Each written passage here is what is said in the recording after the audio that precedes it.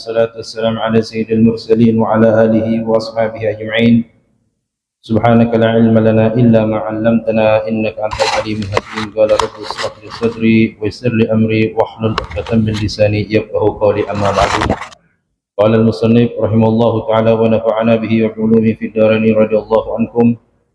الحديث الرابع عن أبي عبد الرحمن عبد الله بن مسعود رضي الله تعالى عنه قال: حدثنا رسول الله صلى الله عليه وسلم وهو الصادق المصدوق: إن أحدكم يجمع خلقه في بطن أمه 40 يوما نطفة ثم يكون علقة مثل ذلك ثم يكون مضغة مثل ذلك ثم يرسل ملك فينفخ فيه الروح ويؤمر بأربع كلمات بكتب رزقه وأجله وعمله وسكي أم سعيد.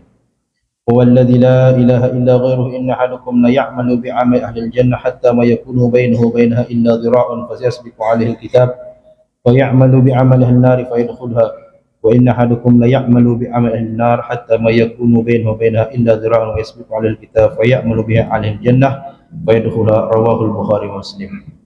Alhamdulillah, kita panjatkan puja dan puji syukur kehadirat Allah Subhanahu wa taala atas segala limpahan nikmat, taufik, rahmat serta hidayahnya kepada kita semua, sehingga alhamdulillah pada malam niki, malam Senin yang sudah memasuki tanggal 1 bulan Zulhijjah, patut kita bersyukur kepada Allah Subhanahu wa taala karena ini termasuk daripada bulan-bulan yang mulia yang mana para jamaah haji yang tahun ini ditakdirkan oleh Allah Subhanahu wa taala, kita doakan mudah-mudahan saudara-saudara kita kaum muslimin dan muslimat yang menunaikan ibadah hajinya, Allah jadikan haji mereka haji yang mabrur, tetap dalam keadaan sehat walafiat dan pulang dalam keadaan seperti yang dijanjikan oleh Allah Subhanahu wa taala. Dan kita berdoa mudah-mudahan kita semua yang hadir khususnya Allah Subhanahu wa taala mudahkan jalan kita untuk melaksanakan kewajiban ibadah haji dengan penuh kesehatan dan keafiatan. Amin ya rabbal alamin. Jamaah yang dirahmati Allah Subhanahu wa taala, pada malam niki kita membahas hadis keempat yang diriwayatkan daripada Abi Abdurrahman Abdullah bin Mas'ud. Abdullah bin Mas'ud niki merupakan sahabat yang mana diriwayatkan bahwasanya ketika turunnya surat Ar-Rahman, Nabi bertanya kepada para sahabat, siapakah yang akan membaca surat Ar-Rahman ini secara terang-terangan, secara keras di hadapan orang-orang Quraisy? Maka sahabat Abdullah bin Mas'ud mengatakan, ana ya Rasulullah, aku wahai Rasulullah. Kemudian sahabat Ibnu Mas'ud bergegas yang mana mendekat di Ka'bah. Ketika itu para pemuka-pemuka Quraisy sedang berkumpul di sana. Kemudian beliau membaca bismillah dan membaca surat tersebut. Baru beberapa ayat beliau baca surat Ar-Rahman, maka kemudian berdirilah Abu Jahal. Ya. Kalau bahasanya mungkin ini anak muda nih nantangin ini. Ya. Akhirnya Abu Jahal berdiri menghampiri Ibnu Mas'ud, kemudian menempeleng beliau. Setelah ditempeleng, bahkan riwayatnya telinganya sahabat Ibn Mas'ud disobek, ditarik sampai sobek. Kemudian beliau bergegas balik seraya menangis, neteskan air mata. Kemudian Rasulullah SAW merasa bersedih melihat bagaimana keadaan yang didapati oleh Ibn Mas'ud. Seketika itu Jibril alaihissalam turun, dan yang menjadi sebuah mungkin takjubnya Rasulullah SAW, Jibril itu turun dalam keadaan tersenyum, sehingga Nabi bertanya kepada Jibril, engkau tersenyum dikala Ibn Mas'ud menangis. Nah, ini kenapa? Makanya Jibril menjawab, pada akhirnya nanti engkau akan mengetahui apa sebabnya Rasulullah. Akhirnya ketika terjadi peperangan, maka di saat itulah jawaban daripada tersenyumnya Jibril alaihissalam terjadi. Di saat itu Rasulullah SAW memerintahkan kepada Ibn Mas'ud untuk mengambil tombaknya. Ya, diambil tombaknya. Katanya Rasulullah, wahai Ibn Mas'ud, coba kau periksa daripada musuh-musuh kita ini mana yang kemungkinan ada masih hidup. Ya. Akhirnya beliau meriksa. Kemudian beliau melihat Abu Jahal sudah terkapar. Ya. Kelihatannya Abu Jahal sudah terkapar dan ada tanda-tanda Abu Jahal ini akan bangkit. Akhirnya tidak ragu lagi, Ibn Mas'ud melemparkan tombaknya. Bahkan riwayatnya terkena sampai di pas di hidungnya Abu Jahal. Akhirnya kemudian takut masih hidup, Ibn Mas'ud menebas kepalanya. Wasyaqqu udhunihi, dan juga tidak lupa menarik telinganya sampai putus. Akhirnya kemudian Ibn Mas'ud membawa kepalanya Abu Jahal ke Rasulullah. Kemudian saat itu pun Jibril turun. Inilah maksud dari tersenyumku saat itu ya Rasulullah. Apa kata Jibril? Udhunun bin udhuni. Tukaran telinga sama telinga. Terus apa? Warra'su ziyadah. Tapi kepalanya ini sebagai bonus. Jadi bonus. Jadi Ibn Mas'ud ditarik sampai sobek telinganya, sekarang beliau yang kembali membalas. Nah, ini daripada salah satu kemuliaan sahabat yang ketika diminta oleh Rasulullah saat itu dia tidak ragu, saya yang akan membaca Al-Quran dengan suara yang lantang gitu. Nah, beliau lah yang meriwayatkan haddatsana Rasulullah SAW wa huwa as-sadiqul masduq, yang mana Nabi Muhammad SAW, Nabi kita, dijuluki orang yang terpercaya dan dipercaya. Inna ahadukum yujma'u khalquhu fi batni ummi 40 yawman nutfah. Katanya Rasulullah SAW, sesungguhnya awal mula penciptaan manusia itu dalam masa 40 hari masih berbentuk cairan sperma. Tsumma yakunu 'alaqatan mithla dzalik. Kemudian 40 hari berikutnya dalam keadaan berbentuk segumpal darah. Tsumma yakunu mudghatan mithla dzalik. Kemudian 40 hari berikutnya dalam keadaan segumpal daging. Tsumma yursalul malaku. Kemudian Allah Subhanahu wa taala memerintahkan malaikat, fayamfakhu fihi ruha, maka ditiupkanlah ruh ke dalam janin tersebut, wa yu'maru bi arba'i kalimatin, dan diperintahkan malaikat oleh Allah Subhanahu wa taala untuk mencatat ketentuan, bikat birizkihi, mencatat rezekinya, wa ajalihi, dan ajalnya, wa amalihi, dan amal perbaikan, amal baik buruknya, wa syakiyun am sa'idun, dan di sanalah tercatat apakah hambanya ini kelak akan bahagia atau akan sengsara. Makanya Amirul Mukminin Ali karamallahu wajhah mengatakan, kenapa manusia ini begitu sombong? Artinya kenapa manusia itu punya sifat sombong, padahal mereka itu awalnya dari apa?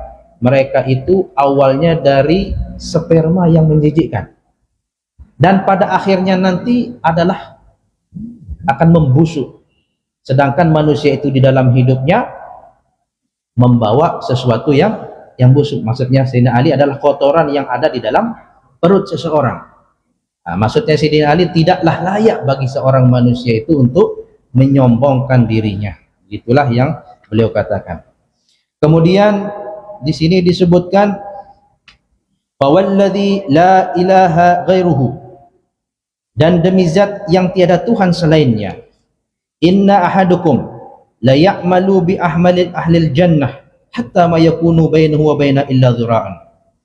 Niki merupakan satu peringatan kepada kita semua dari Rasulullah SAW.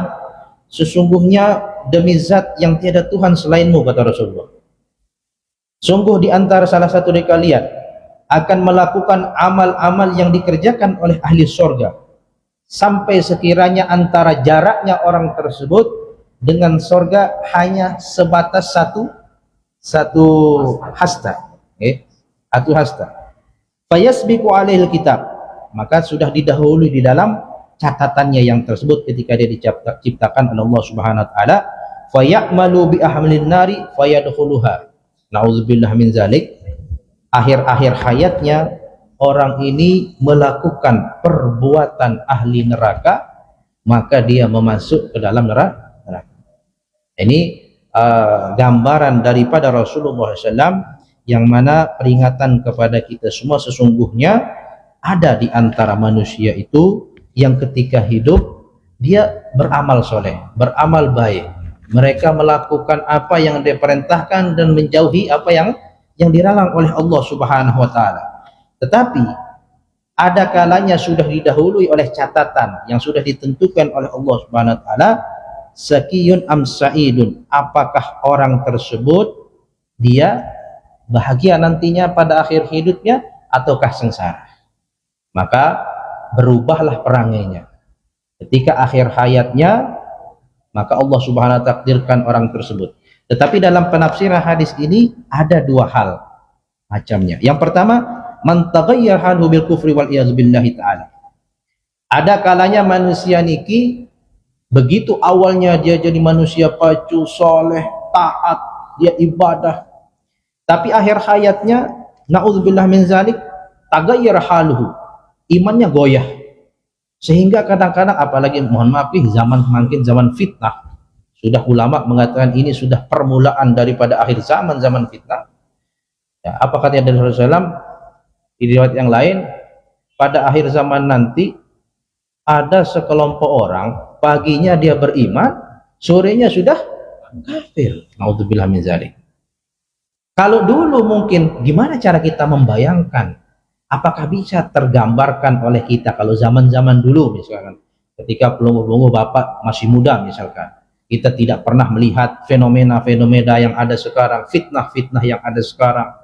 Bagaimana kita melihat fitnah yang ada sekarang ketika ada kecanggihan teknologi, kepala seorang syekh, kepala seorang ulama diganti dengan badan, yang mana badan ini ketika berada di tempat maksiat, sehingga tidak kelihatan ini asli atau bukan. Inilah zaman fitnah. Akhirnya disitulah iman seseorang, tauhid seseorang goyah. Dan di sini dikatakan kalau orang tersebut ketika akhir hayatnya wal iyadzu billah dia menjadi kafir, maka Allah Ta'ala akan masukkan di dalam nerakanya selama-lamanya.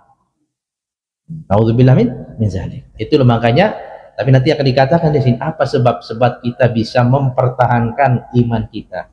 Nanti disebutkan nanti. Kemudian yang kedua, man taghayyara haluhu bimufsiqin. Yang kedua, ada kalanya Allah Subhanahu wa taala merubah keadaan seseorang itu, dia tidak sampai kafir, hanya sampai seorang yang fasik. Mungkin entah dia melakukan maksiat, entah dia melakukan salah satu apa yang dilarang oleh Allah Subhanahu wa taala, dan keadaannya wa mata bila taubatin. Ketika dia meninggal dunia, dia tidak sempat taubat. Nah, beda kalau dia sempat taubat, ini tidak sempat taubat. Bagaimana? Wa hadza yadkhulun nara illam tanalhu rahmatul azizul ghaffar. Maka antara dua hal, kalau Allah tidak berikan rahmatnya, maka orang ini dimasukkan ke neraka oleh Allah Subhanahu wa taala. Tapi kalau Allah Ta'ala mungkin berbaik hati memberikan rahmatnya, maka orang ini diselamatkan oleh Allah. Katakanlah Allah Ta'ala tidak menurunkan rahmat kepadanya. Apa di sini? Balla budda wala yakhludu fiha. Sekiranya orang yang fasik pada akhir hayatnya, dia tidak sempat bertaubat, Allah Ta'ala tidak turunkan rahmat kepadanya, maka orang tersebut masuk ke dalam neraka, tetapi bedanya tidak selama-lamanya. Pada akhirnya nanti walla budda min khurujihi minha wa dukhulul jannah. Pada saatnya nanti orang ini akan dikeluarkan oleh Allah Subhanahu wa taala dari neraka dan dimasukkan di dalam surganya Allah Subhanahu wa taala. Cuma munasa nggih dilaradang dengan melihat tercelup-celup dulu di neraka niki kan. Namanya neraka niki naudzubillah min zalik. Siksaannya, ada ulama mengatakan jikalau semua rasa panas, api, gunung dan seterusnya dikumpulkan, bagaimana kadar panasnya di dunia ini, tidak sedikit pun akan melampaui panasnya api neraka. Bahkan di sana dikatakan api neraka ini la yahya wa la yamut, tidak hidup tidak mati. Kenapa dikatakan seperti itu sifatnya neraka? Ketika seseorang Allah berikan siksanya, begitu Allah siksa saking pedih siksaan, seketika itu dia tidak kuat, dia mati, maka Allah hidupkan lagi, disiksa lagi dan dihidupkan lagi, seperti itu. Akhirnya apa? Orang yang tadinya beriman kepada Allah Subhanahu wa taala dan karena sudah didahului oleh ketentuan Allah, maka di akhir hayatnya orang tersebut terubahlah keadaannya. Jadi ada dua, yang pertama dia berubah menjadi kafir, naudzubillah min zalik, yang kedua berubah menjadi fasik. Bedanya apabila orang tersebut berubah menjadi kafir, maka Allah Ta'ala akan letakkan dia di api neraka selamanya.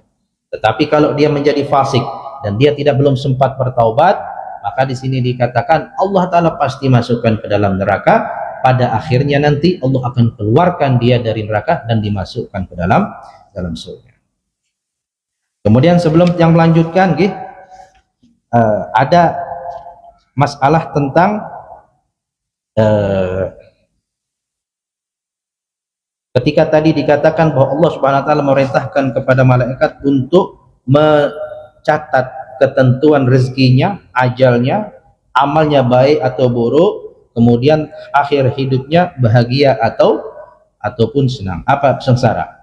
Nah, di sini dikatakan sesungguhnya orang yang tadinya ketika ini kita kaitkan sedikit tentang keadaan zaman makin, karena ampura banyak terjadi sekarang niki masih status pelajar ya, karena pergaulan bebas akhirnya banyak terjadi naudzubillah min zalik perzinaan. Dan perzinaan itu seringkali perempuan ini hamil di luar nikah ya. Ini mudah-mudahan sampai kepada telinga-telinga orang yang baik ya, artinya peringatan bagi orang-orang yang ketika mereka terjebak naudzubillah min zalik dalam perzinaan dan janin yang ada di dalam perut perempuan tersebut sering kita dengar diaborsi. Katakan pakai obat, entah pakai apa saja. Nah, di sini disebutkan bahwasanya Uriya an-nasaqtu ya'ti yaumil qiyamah. Diriwayatkan bahwasanya anak kecil nanti pada hari kiamat suaranya itu sautun mislar ra'ad. Suara anak kecil yang diaborsi oleh ibunya itu seperti suara petir yang ada di siang hari kerasnya. Yunadi, mereka menyeru, anal mazlum, aku yang terzolimi, katanya. Fayata'allaku bi ummihi, janin itu menempel di tubuh ibunya tadi ya, menempel dia, tidak mau lepas, sambil dia teriak, anal mazlum, akulah yang terzolimi.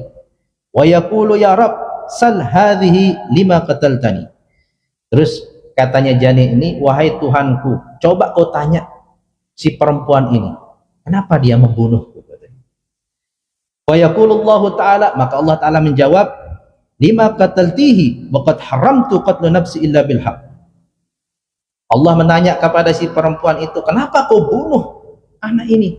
Sedangkan aku, kata Allah Subhanahu wa taala, telah kuharamkan membunuh orang tanpa hak. Artinya kalau sudah memang ketentuan Allah boleh dibunuh, boleh. Tapi ini kenapa engkau bunuh tanpa hak? Ya malaikati sallimuha lil malikil khazinin nar yahbisuha fi jabbil ahzan. Akhirnya katanya Allah Ta'ala, wahai malaikat, kau bawa perempuan ini menghadap malaikat Malik, masukkan ke dalam neraka. Fataghalla yadaha ila unuqiha. Kemudian api itu melingkari dia punya badan, pundaknya. Wa yudau taqwa salafihi wa tushabu ilan nar. Kemudian dilemparkan oleh Allah ke malaikat ke dalam api neraka dan disambut oleh api-api yang menyala wa yarmiha malikun fi jubil azab wa fihi narun syushiba'un wa zanabirun hayatul aqarib tanhashul mu'adzabin. Begitu dia si perempuan ini dilempar, bukan hanya api neraka saja yang menyambutnya, tetapi berbagai macam binatang buas menyambut perempuan tersebut. Wa zabaniyah bi aidil harab min narin taqad, dan juga zabaniyah. Intinya yang ingin sedikit mengurai riwayat ini bahwasanya supaya ada rasa takut di antara muda-mudi ini. Pergaulan itu sekarang sepertinya sudah bebas sekali. Tidak ada batasan-batasan antara laki-laki dan perempuan muslim dan muslimah. Padahal kalau kita ke masjid seperti masjid kita niki, sudah dibikinkan ada pembatasannya. Ini batas perempuan, ini laki-laki. Begitu pula dengan kehidupan sosialnya. Nah, harusnya mereka paham. Yang yakin mungkin di antara banyak perempuan muslimah, karena mungkin kekurangan, apakah mereka malas mendengar pengajian atau mungkin tidak sampai di telinga mereka, sehingga pergaulan bebas itu terasa seperti hal yang lumrah. Dan nanti dikatakan bahwasanya pada akhir zaman itu tidak ada manusia yang malu-malu mengungkapkan perbuatan maksiatnya. Makanya Nabi mengatakan, kullu ummati mu'afan illal mujahirin. Semua umatku diampuni kecuali yang melakukan maksiat secara terang-terangan. Bayangkan, kadang-kadang cerita sama kawan, tadi malam saya pergi ke sini sama si ini. Saya begini. Tentunya melakukan maksiat. Itu juga termasuk kata ulama al-mujahirin, orang yang menterang-terang dalam berbuat maksiat. Kemudian kita lanjut masalah tadi.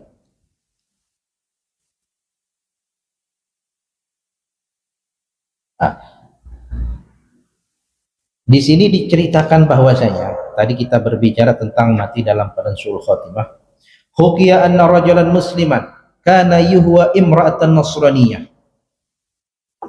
Dulu diceritakan ada seorang laki-laki yang tampan, dia jatuh cinta kepada seorang perempuan non muslim. Kemudian laki-laki ini famarada maradul maut. Laki-laki ini suatu ketika dia terjatuh sakit.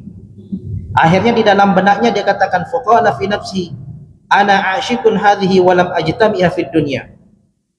Sungguh aku ini dalam keadaan sakit, rugi rasanya aku belum, istilahnya cuma sekedar kagum suka sama perempuan, belum sampai dia melakukan hal-hal yang hasratnya lah begitu.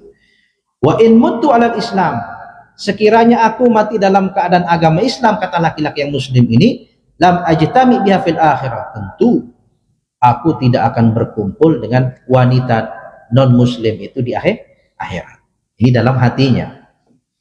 Fatanassar, itulah ada kata-kata mengatakan ucapan itu adalah doa. Begitu tersirat dalam hatinya, dia mengatakan, aku suka sama perempuan non muslim ini, tapi kalau aku mati dalam keadaan Islam, aku tidak berjumpa dengannya di akhirat. Subhanallah, fatanassar wa mata ala nusriyah. Maka orang ini menjadi kafir dan mati dalam keadaan kafir. Nauzubillah min dzalik. Hafizanallahu min dzalik. Kemudian sebaliknya, walamma maradul mar'ah, akan tetapi ketika itu perempuan ini dia sakit juga, dan sakit yang sakit parah. Di dalam hatinya dia berkata, inna fulanan kana yahwani walam yajtami bi fid dunya. Katanya ada seorang laki-laki itu sangat suka jatuh hati kepada aku, dan aku belum sempat berkumpul hidup bersamanya di dunia. Wa akhsya, dan aku khawatir, ini kata si perempuan, in mutu ala nasraniyah, kalau aku meninggal dalam keadaan Nasrani, alla ajtami bihi fil akhirah, tidak mungkin aku akan kumpul bersamanya di akhirat. Fa aslamat, justru si perempuan ini yang masuk Islam. Bayangkan, ya. Wa matat alal Islam, dan dia si perempuan yang tadi non muslim ini meninggal dalam keadaan Islam. Itulah rahasia Allah Subhanahu wa taala. Maka dalam kehidupan keseharian kita ini, perlulah hati kita ini kita jaga. Kekaguman kita kepada apapun tidak boleh melebihi ketentuan Allah Subhanahu wa taala. Sampai seperti ini. Dan satu lagi, wahaka'an rajul dakhala biladir rum farajadiyatan. Diriwayatkan bahwasanya ada seorang laki-laki memasuki wilayah Romawi dan dia melihat seorang budak yang cantik. Faftatanna biha fahtabaha. Begitu dia melihatnya, dia langsung jatuh hati dan pergi melamarnya. Fa'abau an yuzawwijuhu biha hatta yatanassar. Tentunya keluarga si perempuan tidak setuju. Nggak mau aku. Kamu mau menikahi putriku tidak boleh. Ya? Kecuali engkau masuk dalam agama si perempuan Kristen ini. Nah, ini kadang-kadang termasuk zaman fitnah sekarang banyak. Dan mohon maaf, orang-orang yang dikagumi oleh anak-anak muda sekarang inilah yang melakukan seperti ini. Mereka nikah. Akhirnya apa? Banyak orang-orang liberal sekarang mengatakan, kau agama itu cuma sekedar kepercayaan. Allah Tuhan tuh pasti tahu kau cinta betul sama si perempuan, tak apa-apa kau nikah. Akhirnya apa? Terjatuhlah mereka dalam perzinahan. Kenapa? Karena di sini sudah disebutkan dari dulu tuh sudah ada semacam ini. Banyak di antara. Akhirnya apa? Fa'ajabahum ila dzalik. Maka katanya, oke, kalau kau terima saya jadi meminang perempuan ini, saya siap masuk agamamu. Artinya dia murtad. Fa'ahdaru lahu qissisina wa tanassar. Kemudian keluarganya memanggil rahib, pendeta. Dia panggil pendeta, sini datang. Ini orang ini mau masuk Nasrani. Faharatul jariyah wa basaqat fi wajhi. Si budak perempuan ini kaget dia. Kenapa dia kaget? Ini orang kok nekat. Apa yang dia lakukan? Begitu dia sudah mengikrarkan dia murtad, tiba-tiba si perempuan ini keluar menghadap laki-laki tadi dan meludahi mukanya si laki-laki. Wa basaqat fi wajhi wa qalat. Dan tentu perempuan itu berkata, waihaka, celakalah kamu, tarakta dinil haq li syahwatin. Kamu meninggalkan agama yang benar untuk mengejar syahwatmu. Kata si perempuan, fa kaifa, bagaimana la atruku ana dinil batil dinaimil abad. Bagaimana aku tidak akan meninggalkan agama yang batil untuk kenikmatan yang selama-lamanya. Artinya Maria tahu Muslim itu adalah kebenaran, Islam itu kebenaran. Ana, kemudian dia katakan di situ, asyhadu alla ilaha illallah wa anna muhammadar rasul. Seketika itu si perempuan itu langsung menyatakan dia Islam. Ini zaman dahulu saja begitu ngerinya kisah-kisah tentang fitnah perempuan. Makanya sekarang itu disinilah sekarang pentingnya kita edukasi anak perempuan kita, saudara perempuan kita, karena kita kaum laki-laki ini, ya, kalau perempuan disebutkan apa? Kalau perempuan seorang istri bisa taat azwajah, kalau mereka taat kepada suaminya, dia sholat 5 waktu, dia puasa bulan suci Ramadan, apa katanya Nabi? Silahkan perempuan, kau pilih pintu surga mana saja, kau mau pilih masuk. Tapi kalau laki-laki baru mau milih, ntar dulu, gimana hubunganmu sama ibumu? Yang kedua, bagaimana hubunganmu sama saudara perempuanmu? Yang ketiga, gimana kau sama istrimu? Yang keempat, bagaimana anak perempuanmu? Masih melewati 4 hisab yang berat kita sebagai laki-laki. Nah, inilah pentingnya memberitahu kepada anak-anak kita, karena kita akan menjadi penanggung jawab mereka kelak. Semua kita ini ya akan dimintakan sama Allah Subhanahu wa taala bagaimana pertanggungjawaban kita kelak. Kira-kira siap nggak gitu? Ada satu ulama mengatakan gitu. Kalau kau misalkan hidup zaman sekarang, kalau bingung dengan dirimu sendiri, kau ukur saja. Apabila kau duduk di masjid, duduk di masjid ilmu, duduk di tempat orang soleh, hatimu merasa tenang, bahagialah. Ada iman yang terdalam dalam hati.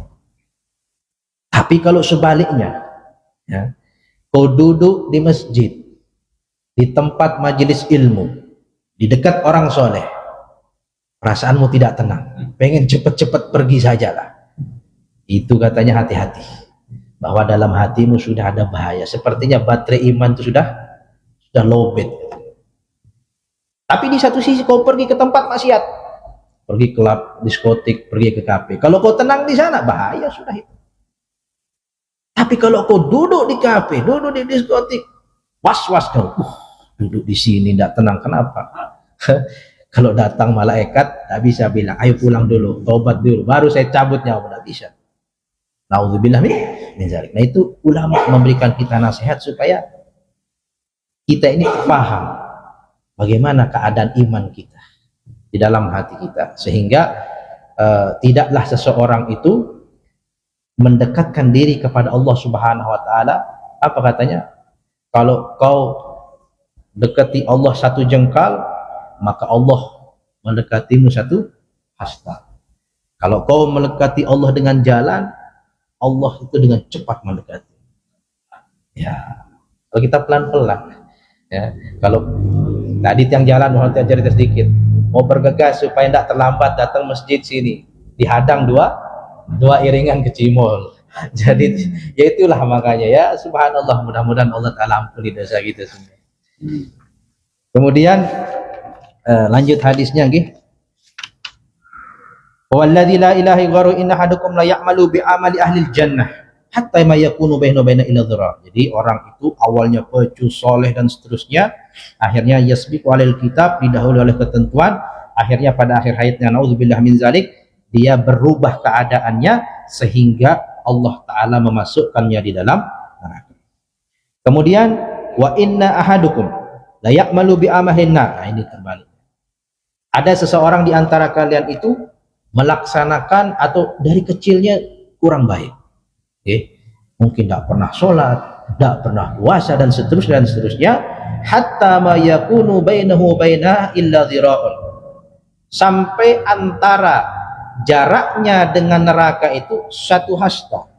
Wa yasbiqu alil kitab, tapi ketentuan Allah Ta'ala sudah mendahulunya. Fa ya'malu bi amali ahlil jannah fa yadkhuluha, maka orang ini bagus hidupnya, akhir-akhir hayatnya. Mungkin Allah Ta'ala turunkan kepadanya hidayah dan dia bertaubat nasuha kepada Allah Ta'ala, sehingga maka hidupnya tersebut menjadi baik dan meninggal dalam keadaan Islam dan iman, maka dimasukkan dalam surganya oleh Allah Subhanahu wa Ta'ala.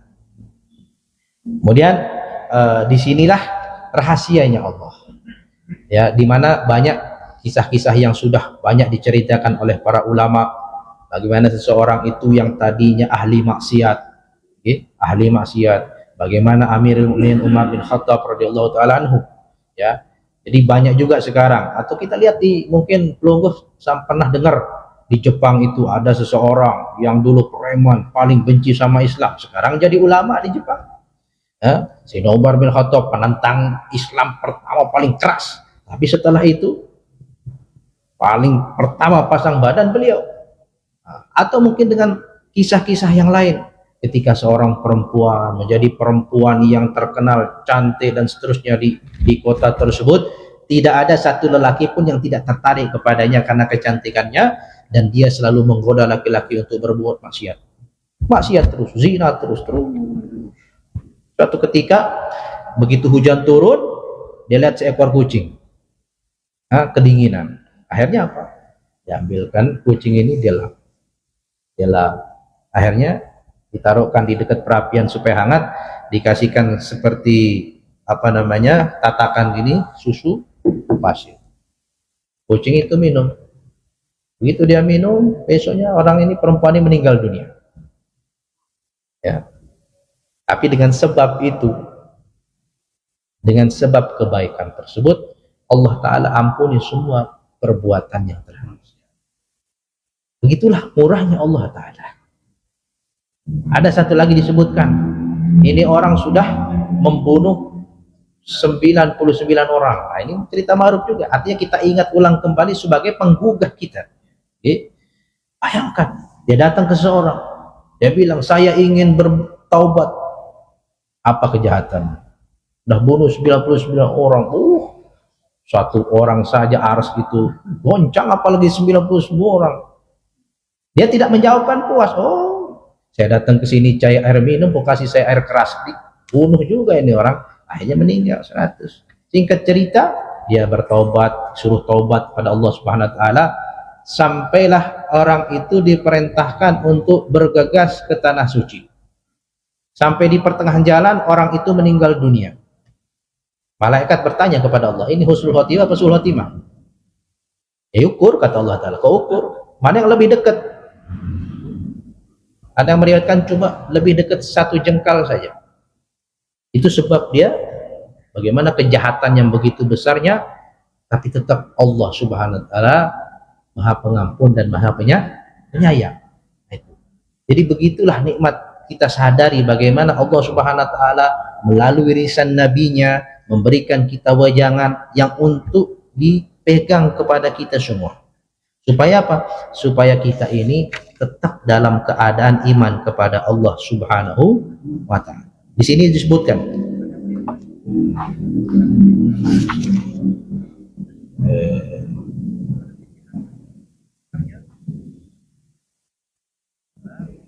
wa fil hadithi, di dalam sebuah hadis disebutkan alamatus syaqawah, termasuk tanda-tanda orang itu akan sengsara, jumudul ain. Apa namanya jumudul ain? Matanya orang ini keras. Mata hasilnya apa? Dia tidak pernah merasa terharu kalau ada apa. Misalkan ada musibah, keluarganya meninggal, santai aja. Ada orang muslim terkena musibah, dia santai saja. Dia mendengar khutbah Jumat tentang bagaimana ancaman Allah Ta'ala, dia santai saja. Cuek, tak pernah nangis. Tapi begitu diputus sama kekasihnya, boleh nangis dia. Nah, itu. Ya, itulah manusia. Di sini mengatakan alamatus syagawah, alamat orang-orang yang sengsara itu jumudul ain, yaitu mata yang keras. Wa qasawatul qalb, dan termasuk tanda-tandanya adalah hati yang keras. Dinasihati tidak mungkin dan seterusnya. Kata guru tiang di Yaman, beliau mengatakan, jangan sekali-kali kau nasihati orang yang merasa lebih baik dari orang lain. Ya, kenapa? Karena orang kalau sudah sifatnya merasa lebih baik dari orang lain, dia tutupi semua dirinya itu dengan kebanggaan kepada dirinya, dan dia sudah menolak mentah-mentah nasihat dari orang. Itu memang bahaya. Makanya yang selalu terngiang, apa kata Zainuddin NZ, zaman sekarang ini banyak orang merasa pintar, tapi sedikit yang pintar merasa. Ya kan? Merasa pintar banyak, tapi bagaimana? Saya mau teriak, saya mau buat ini dan seterusnya. Sama seperti ketika kita mau mengadakan walimah, misalkan anak kita mau nikah, mau pesta, kan perlulah kita datang ke tetangga, mohon maaf saya ada acara ini, mungkin suaranya agak keras. Supaya apa? Supaya sebaliknya juga seperti itu, jangan mereka terganggu dengan apa yang kita lakukan. Gitu. Itu pentingnya kita sebagai seorang muslim. Kemudian yang ketiga apa? Wahubbud dunia, yang mencintai dunia. Orang yang termasuk golongan hidupnya akan sengsara ini orang yang cinta dunia, lari-larian kepada dunia. Makanya sampai dikatakan orang yang mati-matian mencari dunia, maka akan dihinakan hidupnya di dunia maupun di akhirat. Susah kita, naudzubillah min zalik. Sampai sahabat Ali bin Abi Thalib mengatakan, saya mentalak 3 dunia itu. Talak 3 sebenarnya. Dan banyak di antara ulama itu ada yang bertanya, pernah ingat? Ada yang bertanya sama satu ulama, Syekh, saya ingin bertanya, kalau kita pergi dakwah tapi pakainya Ferrari, kira-kira itu hukum dunia apa enggak? Hah? Saya mau pergi dakwah ini tapi pakai Ferrari. Akhirnya dijawab sama dia, kalau kau bisa letakkan Ferrari itu bukan di hatimu, bukan kau cinta dunia. Ya, tapi coba tes sholat Jumat lah di masjid hari Jumat, parkir di pinggir jalan sholat, kira-kira khusyuk nggak sholatnya? Nah itu, ya. Kalau kita bisa anggap itu sudah marah, kita tidak pernah nyari orang datang ngasih kita Ferrari, oh enggak, saya zuhud, oh enggak, salah. Ya, orang datang ngasih kita itu mobil misalkan, Pak sini saya kasih hadiah mobil. Apa ini? Land Cruiser. Wah, maaf, saya orang zuhud, nggak pakai Land Cruiser. Yang enggak lah, diterimalah. Tetapi apa? Jangan dijadikan, ditempatkan dalam hati. Makanya supaya kita cinta dunia. Nah, makanya di sana dilatihlah riyadhah kita ini, jangan cinta kepada dunia. Yang terakhir di sini dikatakan apa? Dan juga dunia watulul amal. Manusia yang banyak sekali keinginannya. Punya kios satu mau dua, punya toko ruko satu mau tiga, punya rumah satu mau lagi nambah, punya mobil satu lihat mobil orang pengen lagi, dan seterusnya. Nah ini dikatakan dalam hadis ini alamatus syagawah, tanda-tanda orang bakal susah hidupnya itu, yaitu yang terakhir, yang keempat, tulul amal, terlalu panjang angan-angan. Sebagai penutup, di sini diriwayatkan, ruya anna rajulan ja'a ila Nabi sallallahu, suatu ketika ada seorang laki-laki datang kepada Nabi dan mengatakan, ya Rasulullah, innaha huna gulaman qad akhtadar. Wahai Rasulullah, ada seorang laki-laki yang sedang sakaratul maut. Fa yuqalu lahu, maka Rasulullah SAW mendatangi dan katakan, qul, katakan la ilaha illallah. Tak mampu dia. Fala yastati ayyaqulaha. Tak mampu dia. Akhirnya Rasulullah tanya, qul alaysa kana yaqula fi hayati, bukankah pemuda ini selalu mengucapkan la ilallah pada masa hidupnya? Qalu bala. Sahabat bertanya, tentu ya Rasulullah.